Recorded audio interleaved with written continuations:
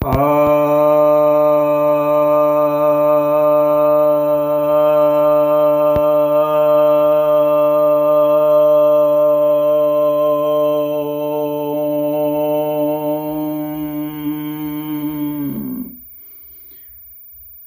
भक्तजनों को सप्रेम नमन। भक्तों, आज आपकी एक जिज्ञासा का समाधान लेकर आया हूं। जिज्ञासा युवाओं की तरफ से है कि कनाडा में, अमेरिका में, ऑस्ट्रेलिया में, ब्रिटेन में और पूरे यूरोप में, रशिया में, सभी जगह महंगाई बढ़ रही है और उत्पादन भी घट रहा है और बेरोजगारी बढ़ रही है। ऐसी विपरीत परिस्थितियां आ गई हैं लगभग पूरे विश्व में। कई तो दिवालिया भी हो गए हैं, जैसे श्रीलंका, पाकिस्तान भूखमरी की हालत में पहुंच गया है, नेपाल। तो आखिर रास्ता किधर है? इसका उपाय क्या है?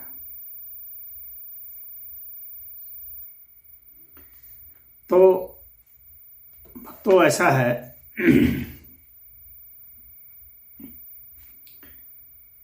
रास्ता तो बताया जाएगा, लेकिन पहले समस्या को और अच्छा से समझ लेते हैं हम लोग। यह जो स्थिति है जिसमें कि आर्थिक दशा बहुत बिगड़ जाती है और इकोनॉमिक्स में जो तीन जो सबसे महत्वपूर्ण नेगेटिव्स हैं वे आ जाते हैं, जब जैसे कि जो इकोनॉमिक ग्रोथ रेट है, उत्पादन जो होता है, सकल घरेलू उत्पाद जिसको कहते हैं, तो वह जब घटने लग जाए और महंगाई भी बढ़ने लग जाए और रोजगार भी घटने लग जाए, यानी बेरोजगारी बढ़ने लग जाए, तो यह स्थिति बहुत भयावह होती है। इसे अर्थशास्त्र में स्टैगफ्लेशन कहा जाता है, यानी मुद्रास्फीति जनित मंदी हिंदी में।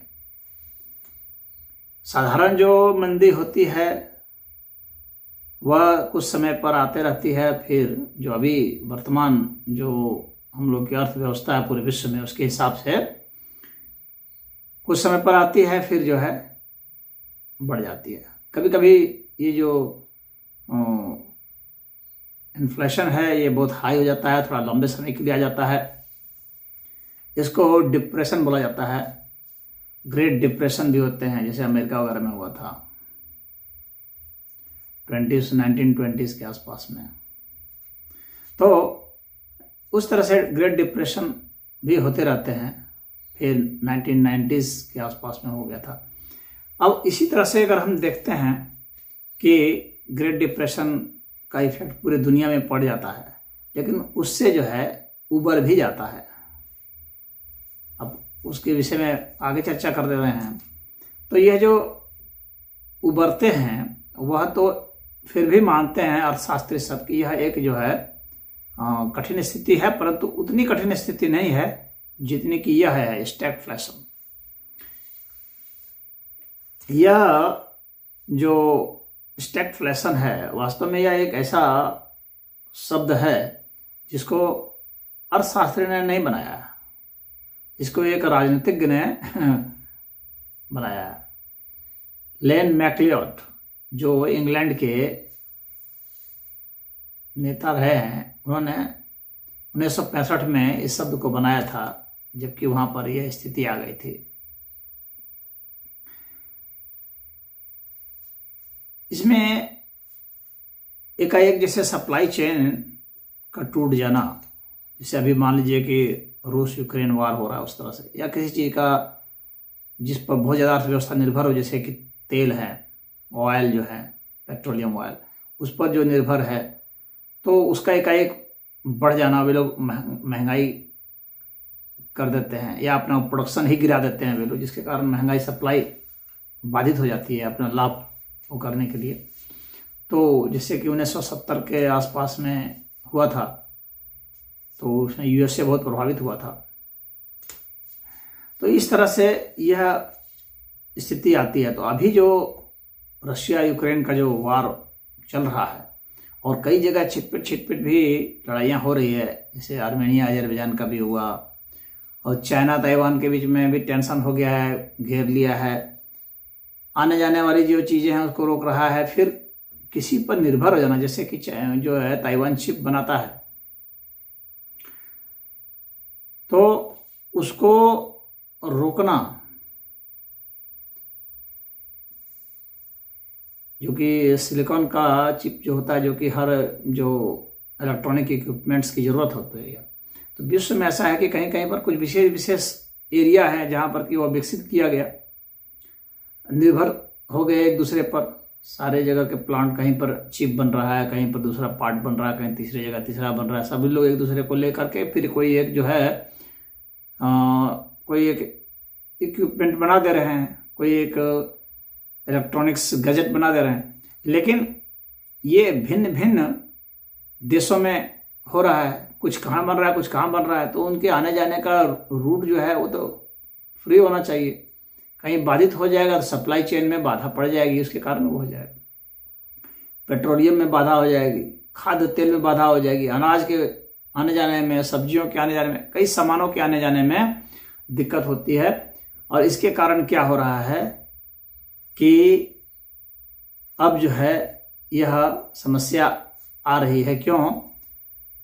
अब जो लड़ाई हो रही है, ये जो महत्वाकांक्षा है नेताओं की, तो उसके कारण कई ब्लॉक बनते हैं, ग्रुप बनते हैं। मनुष्य जब तक है तब तक राजनीति तो होगी।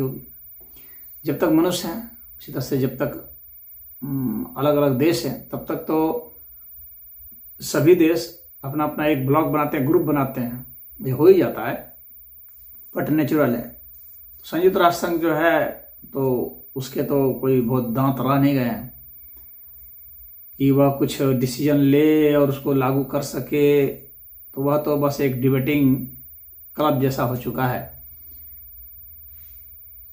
वहाँ की कोई चीज़ जो है लागू कराना बहुत मुश्किल काम हो गया। कोई देश नहीं मानता है, जो बड़े देश है, विशेषकर पावरफुल देश, तो वो कुछ नहीं कर पाते। छोटे छोटे जो देश हैं उनके ऊपर ही वो चलता है, उसका हंटर। बड़े देशों पर तो नहीं चलता है, प्रभावशाली देशों पर। तो यह जो है स्थिति बहुत भयावह हो गई। अब क्या होता है, अब हम इस पर आते हैं कि इससे क्या है कि बेरोजगारी बढ़ती जा रही है। अभी हाल फिलहाल में ये हुआ कि यूएसए में इधर 1 महीने के भीतर में 60,000 नौकरियां ख़त्म कर दी गई। यूरोप में भी नौकरियां ख़त्म की जा रही है। क्यों? क्योंकि लोगों जो सप्लाई चेन टूट जाने का कारण क्या है कि महंगाई बढ़ गई है। महंगाई बढ़ने से क्या है कि लोग जो है खरीद नहीं रहे हैं। लोगों को यह भी आशंका है कि यह युद्ध और बढ़ता जाएगा और उसके कारण और विपत्ति आएगी, तो वे बहुत जो है, जो बेसिक नीड्स होते हैं, बहुत ज़रूरी चीज़ें होती हैं, उसी को खरीद रहे हैं। तो इसके कारण क्या हुआ कि जो लग्जरियस आइटम बनाने वाली जो कंपनियां थी, वे उन लोगों ने छटनी करने शुरू कर दी। लोग लग्जरियस आइटम को खरीद नहीं रहे हैं, बहुत सामान्य सा जीवन जी रहे हैं, तो कंपनियों ने छटने शुरू कर दी, तो लोग बेरोजगार होते जा रहे हैं, कंपनियां बंद हो रही है। तो ये तो एक साधारण सी बात है। दूसरी बात यह है कि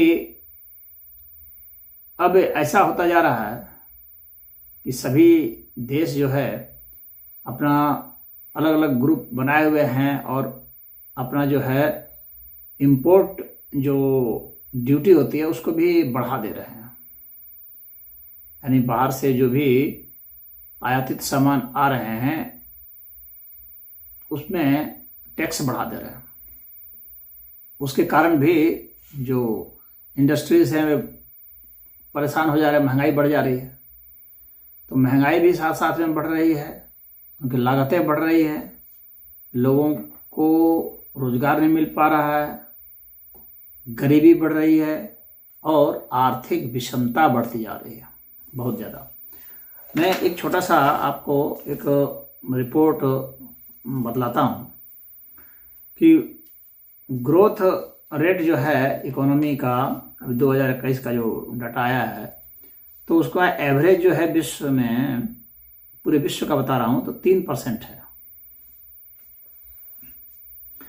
और महंगाई का दर पूरे विश्व में 8% है, जबकि बेरोजगारी की दर 6.5%। इस हिसाब से ये बढ़ रहे हैं। तो ग्रोथ रेट बहुत कम हो गया, 3% हो गया है, और महंगाई बहुत बढ़ गई है और बेरोजगारी भी बढ़ गई है। अब इसके अनुपात में भारत में तो कुछ राहत यह जरूर है कि भारत में क्या है कि इन्फ्लेशन की जो यानी महंगाई जो है वो 8.39% है, जबकि विश्व का 8% है। थोड़ी सी महंगाई ज़्यादा है विश्व के औसत से। और बेरोजगारी दर जो है वो विश्व का 6.5% है, तो भारत का भी 6.5% ही है। लेकिन जो इकोनॉमी का जो ग्रोथ रेट है विश्व का वो 3% है और भारत का 8.9% है। विश्व का सबसे ज़्यादा ग्रोथ रेट भारत में है। यही एक भारत के लिए थोड़ी सी अच्छी बात है, जिसके कारण भारत में मुद्रास्फीति जनित मंदी नहीं आ रही है, स्टैगफ्लेशन नहीं आया, बाकी दुनिया में आ रहा है। तो ये ग्रोथ रेट जो है उसने ही भारत को बचाया हुआ है कुछ। अब हम लोग इस पर आते हैं कि जो आर्थिक विषमता है यह बहुत महत्वपूर्ण है, और इसी को मैं आता हूं बाद में कि यह सबसे बड़ा कारण है जिसको कि अर्थशास्त्री नहीं बताते हैं। यह जो है सबसे बड़ा कारण है, यही मैं बताना चाहूंगा लास्ट में। लेकिन अभी जो है पहले देखते हैं कि क्या क्या है।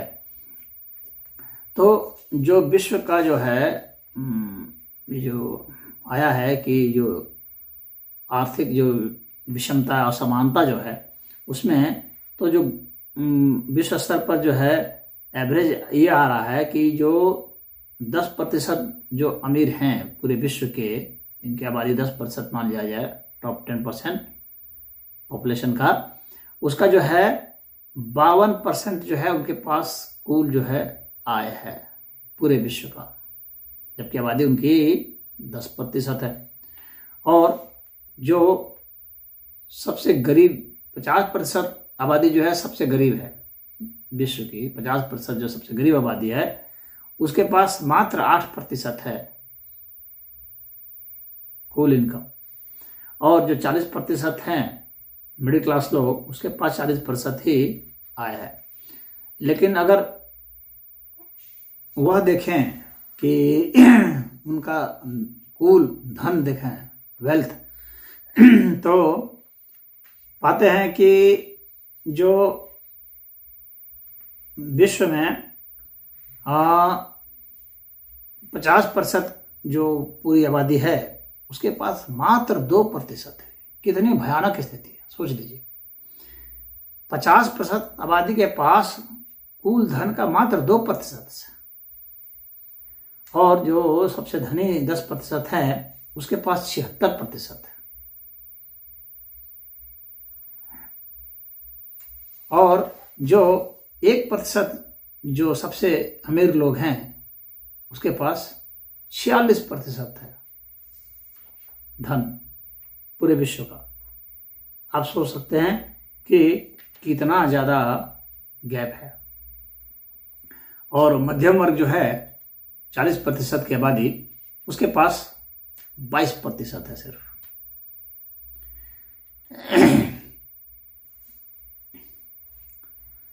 और जो फोर्ब्स का रिपोर्ट है वो बतलाता है कि दुनिया में 10, पूरी दुनिया में सिर्फ 10 जो है सबसे जो अमीर आदमी हैं उनके पास जितना धन है, सिर्फ उस 10 अमीर आदमी के पास उतना जो बड़े बड़े राष्ट्र हैं उसकी जो है राष्ट्रीय जो एनुअल बजट होता है देश का वह भी कम है।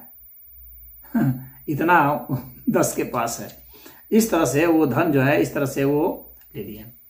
अगर हम भारत के संदर्भ में बात करें तो वर्ल्ड इनइक्वालिटी डेटाबेस WID का रिपोर्ट है, उसके हिसाब से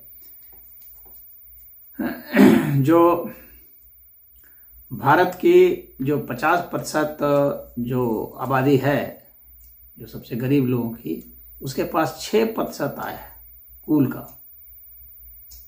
50% की जनसंख्या, उसके पास मात्र 6% आय है कुल का। और 10% जो सबसे अमीर लोग हैं भारत के, उनकी जो आबादी है उसका 55% है आय में उसकी भूमिका, भागीदारी। अगर हम उसकी देखें कि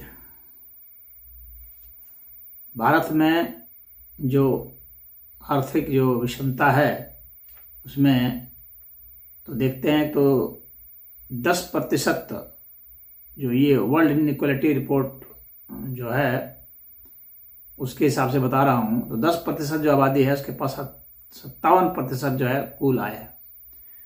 और 1% की जो अमीरों की आबादी है उसके पास 22% है।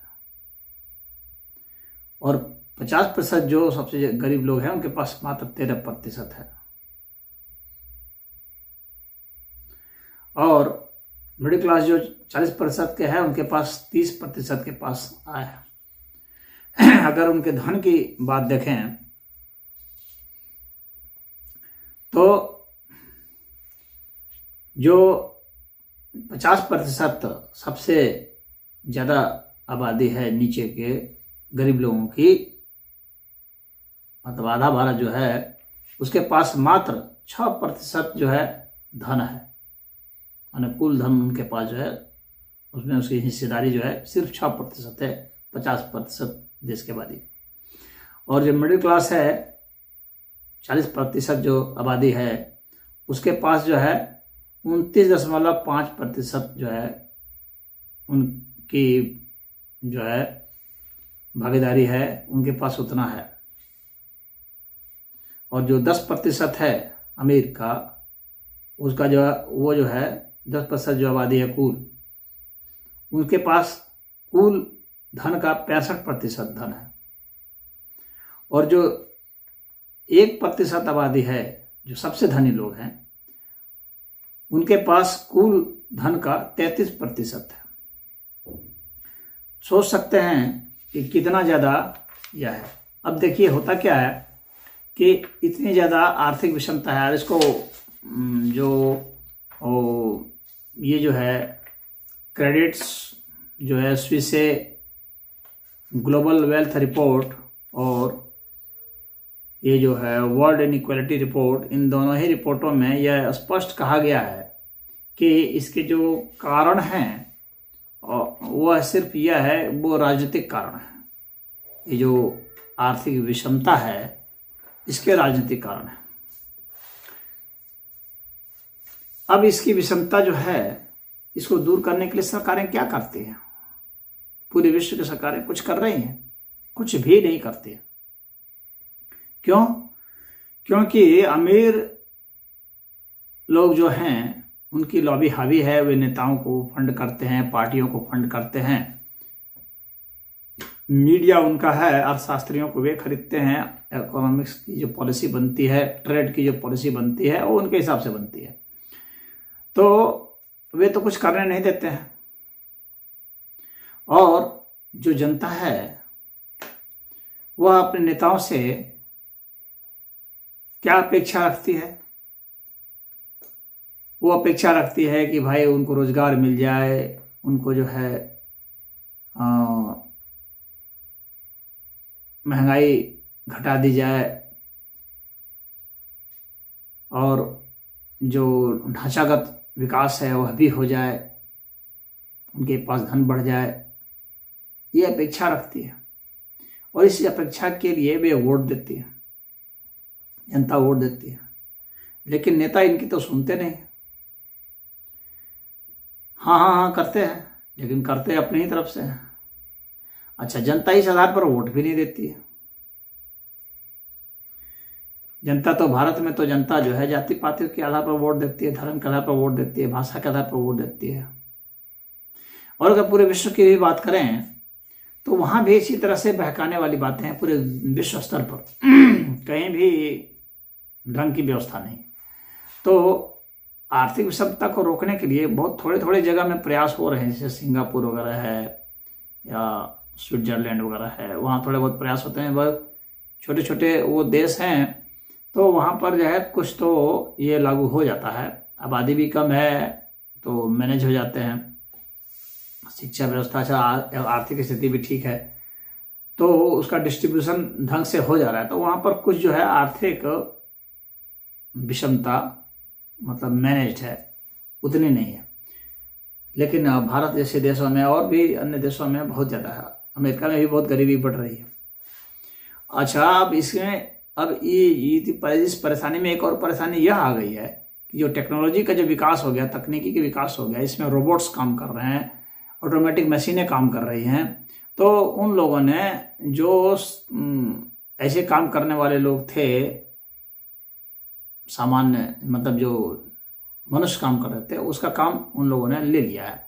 अब मनुष्य के पास चुनिंदे काम बचते जा रहे हैं। तो धीरे धीरे जो ये पूंजी आधारित जो है वह बिजनेस वो बढ़ता जा रहा है और टेक्नोलॉजी आधारित बढ़ता जा रहा है।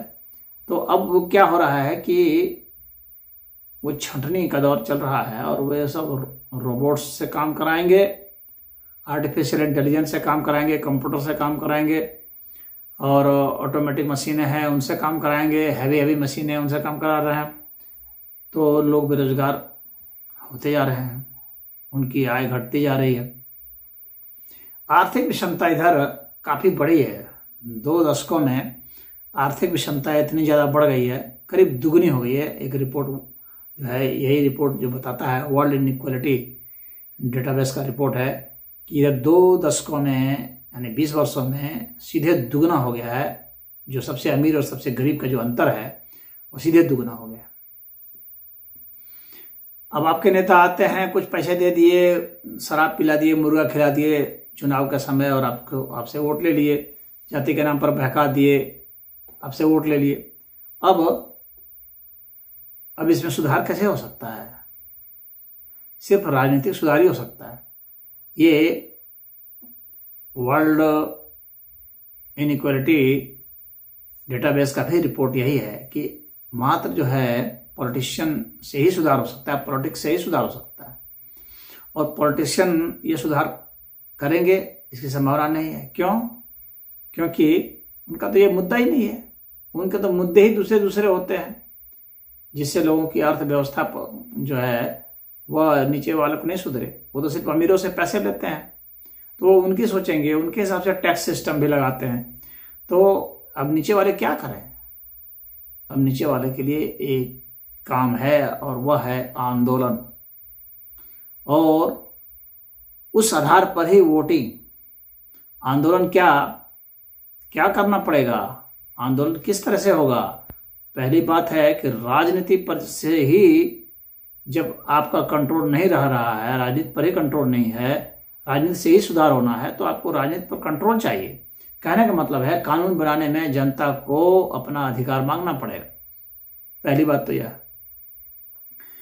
कि कोई भी जो कानून बने संसद में, विधानसभा में, वह वहां से पास होने के बाद जनता के द्वारा भी पास हो, इसकी मांग उठानी पड़ेगी।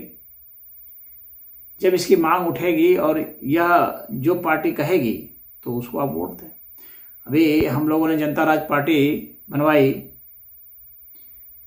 तो जनता राज पार्टी का यह मुद्दा है कि हम लोग ये अधिकार देंगे, तो आप लोगों को जनता राज पार्टी का समर्थन करना चाहिए, क्योंकि वो इसी आधार पर है कि जनता को कानून बनाने का अधिकार दिया जाएगा। दूसरी बात कि सभी जितने भी अधिकारी वर्ग है उसको भी आदेश देने का अधिकार जनता को दिया जाएगा। तीसरी बात है जो कोर्ट है जिसमें जज फैसला देते हैं, उद्योगपति जजों को भी खरीद लेते हैं। उन जजों को हटाने की व्यवस्था भी जनता के हाथ में होनी चाहिए, क्योंकि उनके फेवर में फैसले दिए जाते हैं, पूंजीपतियों के फेवर में। तो जजों को हटाने की व्यवस्था भी जनता के हाथ में होनी चाहिए। उसका भी अधिकार जनता राज पार्टी देने की बात करती है। आप सबको इसकी मांग करनी चाहिए। इसके बाद महत्वपूर्ण बात क्या है फिर, कि अमीरी और गरीबी के मध्य में 20 गुना से ज़्यादा अंतर नहीं होना चाहिए, न आय में और न ही धन में, यानी कुल धन में और आय में। जो देश का सबसे अमीर व्यक्ति हो और जो देश का सबसे गरीब व्यक्ति हो, दोनों के मध्य में जो फासला हो वह 20 गुने से ज़्यादा का ना हो, उसकी आय में और धन में। और ऐसा हम लोग इस तरह से आंक सकते हैं कि सभी लोगों के पास जितने धन हैं उसका एक डेटाबेस बने, कंप्यूटर में दर्ज हो, वह सबके लिए उपलब्ध हो। और सबकी जितनी आय है उसका भी कंप्यूटर डेटाबेस बने, वह भी सबके लिए उपलब्ध हो। अब इससे रैंकिंग का पता चल जाएगा कि देश में सबसे अमीर कौन है, मध्य में कौन है, गरीब कौन है, वो कुल सभी लोगों की आय का पता चल जाएगा। तो जब हमें क्रम पता चल गया तब हमें यह कानून बनाना पड़ेगा कि यह जो है ये 20 का अंतर ही रहने दिया जाएगा। उसके लिए सबसे अमीर आदमी के खाते से सबसे गरीब आदमी के खाते में सीधा धन ट्रांसफर किया जाए, और जो कैश है वो ट्रांसफर होगा, या कोई बॉन्ड के रूप में है, शेयर के रूप में है, जो भी धन, तो उसका भी ट्रांसफर उसी तरह से कर दिया जाएगा। इस प्रकार से हम लोग 20 और 1 का जो है मेंटेनेंस कर सकते हैं, और यह समाधान है। क्योंकि आने वाले समय में जो है रोजगार जो है घट रहा है, मशीनें और रोबोट्स हाथ में ले रहे हैं, तो आमदनी नहीं रहेगी तो लोग कहाँ जाएंगे, कैसे उनका जीवन स्तर कैसे अच्छा होगा, कैसे जिएंगे। तो डिस्ट्रीब्यूशन का जो है सिस्टम वो सही होना बहुत ही जरूरी है, और ये जनता राज पार्टी कर रही है। इसके अलावा सबको कार्य देने का, ठीक है, कोई नौकरी नहीं दे रहा है, लेकिन बिजनेस तो आदमी कर सकता है, कोई कंपोनेंट बना सकता है, छोटे छोटे फैक्ट्री डाल सकता है, दुकान डाल सकता है, ये सब कर सकता है। तो उसके लिए जो धन चाहिए होगा वह देना भी सरकार की ड्यूटी होती है, बैंकों का कर्तव्य होता है, और यह भी कानून से हो सकता है। तो कहने का तात्पर्य है कि रोजगार जो है वह एक मूल अधिकार होना चाहिए। रोजगार सबके लिए अनिवार्य होना चाहिए। किसी को भी बेरोजगारी न सताए, यह सरकार को सुनिश्चित करना होता है। सरकार को यह चाहिए, यह सुनिश्चित करे, और इसके लिए कानून बनाया जाए, और सरकार नहीं बनाती है। जनता राज पार्टी ने स्पष्ट कहा है कि हम लोग ऐसा कानून बनाएंगे। तो यह एक आंदोलन की आवश्यकता है, पूरे विश्व में आंदोलन की आवश्यकता है, क्योंकि यह एक देश की बात नहीं है। भूखों मर रहे हैं लोग, औरतें अपना देह बेच रही है, कुछ लोग अपने बच्चे बेच रहे हैं, कुछ खून बेच रहे हैं, कुछ किडनी बेच रहे हैं। गजब का माहौल बन गया है। और इसमें जनता क्या दोषी है कि जनता के पास एक विकल्प नहीं है, वैचारिक विकल्प की किस तरह से हम लोग इस व्यवस्था बदल सकते हैं। तो जनता को इस विकल्प को तुरंत ही अपनाना चाहिए। दूसरी बात, इसको एक एकजुट होकर के आंदोलन के रूप में खड़ा करना चाहिए। तीसरी बात, उस आंदोलन को फिर राजनीतिक परिप्रेक्ष्य में उसको उतारना चाहिए, यानी उस आंदोलन को राजनीति में गति देनी चाहिए, यानी राजनीतिक परिवर्तन होना चाहिए, इसमें ये सारे अधिकार जनता के हाथ में आ जाए। बजट पास करने का अधिकार जनता के हाथ में आ जाए, टैक्स लगाने का अधिकार जनता के हाथ में आ जाए, और आर्थिक विषमता को दूर करने का अधिकार, आनुपातिक समाजवाद जिसकी बात जनता राज पार्टी करती है, वह आ जाए। जब सब जनता के हाथ में आएगा तो ही जनता का भला हो सकता है। जनता के हाथ में जब तक पावर नहीं आएगा तब तक जनता का भला नहीं होगा। आज तक इतिहास में नहीं हुआ भला। और इसके लिए जनता को चुपचाप बैठे रहने से या इंतजार करने से कि हम लोग बैठे हैं, नेता लोग हमारे लिए कर देंगे, तो ऐसा नहीं होगा। आपको खुद करना पड़ेगा। जब आप अपनी व्यवस्था खुद नहीं कर सकते हैं तो फिर कैसे होगा। तो मैं यह नहीं कहना चाह रहा हूं कि हर व्यक्ति जो है वह राजनीति शुरू कर दे और नेता बन जाए, ऐसा संभव ही नहीं है, क्योंकि सबको, लेकिन जो इसमें जागरूक हैं, सबको अलग अलग काम करना है, लेकिन जो व्यक्ति जागरूक है वह इसमें भाग ले सकता है।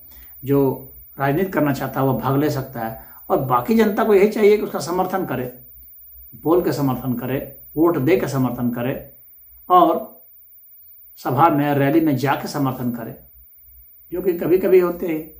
तो इस तरह से जो समर्थन होगा उससे ही जनता को अधिकार मिलेगा, और जब अधिकार मिलेगा तो ही स्थिति बदलेगी, अन्यथा स्थिति नहीं बदलेगी। अब जनता के पास पैसे ही नहीं, खरीदे कहां से भाई सामान। और जब सामान खरीदेंगे नहीं तो कंपनी बनाएगी क्यों? बना करके अपना भट्टा थोड़ी बैठाएगी। तो वो भट्टा बैठा नहीं सकते, बना नहीं सकते, क्योंकि जनता के पास पैसे नहीं है, उन्होंने पैसे नहीं छोड़ रखे हैं। तो जनता खरीदेगी नहीं तो उनका सामान बिकेगा नहीं, तो मंदी तो आनी है। मंदी आएगी, बेरोजगारी बढ़ जाएगी, लोग निकाल दिए जाएंगे, तो ग्रोथ रेट भी गिर जाता है। और सिर्फ मुद्रा का जो है बैंक में उसका रेट बढ़ा दिया जाए या घटा दिया जाए उस आधार पर, तो थोड़ा बहुत मैनेजमेंट होता है। मॉनेटरी मैनेजमेंट से थोड़ा बहुत फर्क पड़ता है। पूरी ऐसी अर्थव्यवस्था का बहुत ज़्यादा फर्क नहीं पड़ने वाला सिर्फ उससे। या